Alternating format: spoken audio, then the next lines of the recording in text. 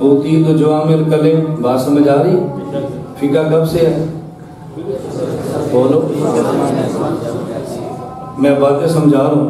فتاوی شامیہ مقدمہ ابن عابدین لکھتے ہیں ابو حنیفہ سراج حاضر الامہ، ابو حنیفہ اس امت کے چراغ ہیں، اور چراغ کا کام کیا ہوتا ہے؟ آپ رات تہجد میں اٹھیں، تہجد پڑھ لیے، تلاوت کرنے لگے، لوڈ شیڈنگ، بجلی نہیں ہے، تلاوت نہیں کر رہے، 10 منٹ بعد بجلی آ گئی، لائٹ جلی تو آپ نے تلاوت شروع کر دی۔ یہ جو بلب ہے اس نے قرآن کے الفاظ بنائے نہیں ہیں، اس نے قرآن کے الفاظ دکھائے ہیں۔ چراغ بتاتا ہے، چراغ دکھاتا ہے، بناتا نہیں ہے۔ اللہ کے نبی نے مسائل بنائے تھے، ابو حنیفہ کا چراغ جلا تو مسائل دکھائے ہیں۔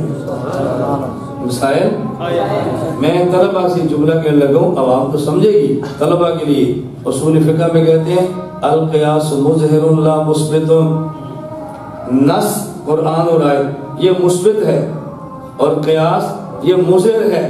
نص مسئلہ بتاتی ہے اور قیاس مسئلہ دکھاتا ہے۔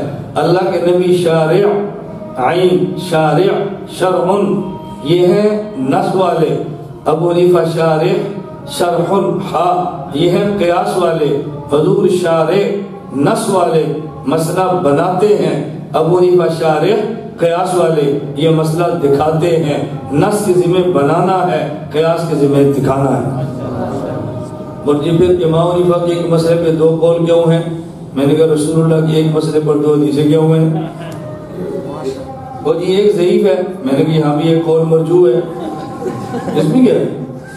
بھئی جس نے مسئلے بنائے جب وہ 2 حدیثیں دے رہے ہیں تو جو مسئلہ دکھائے گا وہ ایک کیسے دکھائے گا؟ وہ 2 ہی دکھائے گا نا۔